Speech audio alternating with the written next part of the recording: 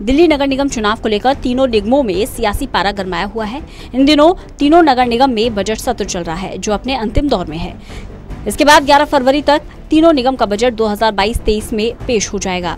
इन दिनों बजट सत्र में पार्षद और विपक्ष बजट को लेकर चर्चा कर रहे हैं। इस बार निगम का ये बजट इसलिए भी खास हो सकता है क्योंकि कुछ ही महीनों में दिल्ली नगर निगम के चुनाव होने हैं। ऐसे में बजट जनता को लुभाने वाला भी हो सकता है।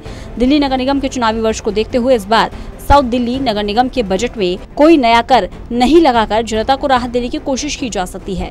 साउथ दिल्ली नगर निगम में बजट पर चर्चा के दौरान पार्षदों ने कई सुझाव भी दिए हैं। बजट में बहुत सारे सुझाव आ रहे हैं, मैकेनिकल स्वीपिंग को लेकर के आ रहे हैं, आपका टेक्नोलॉजी को लेकर के आ रहे हैं, आईटी को लेकर के आ रहे हैं। इस तरह के अनेकों सुझाव आ रहे हैं, उन सबको हम इम्प्लीमेंट करने की बात कर रहे हैं।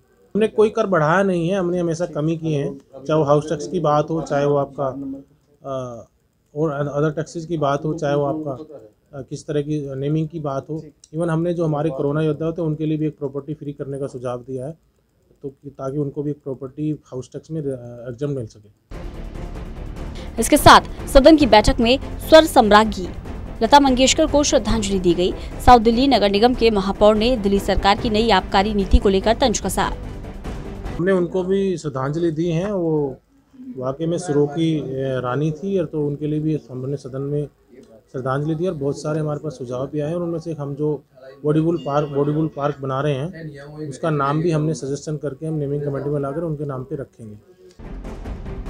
वहीं बजट को लेकर विपक्ष ने कहा कि बजट में कुछ नया नहीं है, कोई हाउस टैक्स माफ नहीं किया जा रहा। हाउस टैक्स माफ करने को लेकर दिल्ली की जनता को बेवकूफ बना रहे हैं।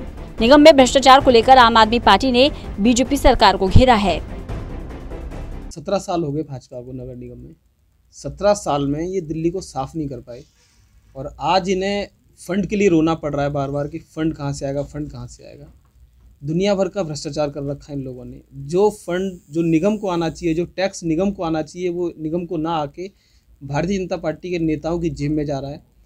अब ये कोरी ड्रामाबाजी कर रहे हैं कि हम जो भी टैक्स है, हाउस टैक्स है, उसको हम माफ़ करने जा रहे हैं। कोई हाउस टैक्स माफ़ करने नहीं जा रहे हैं, दिल्ली की जनता को मैं बता रहा हूँ।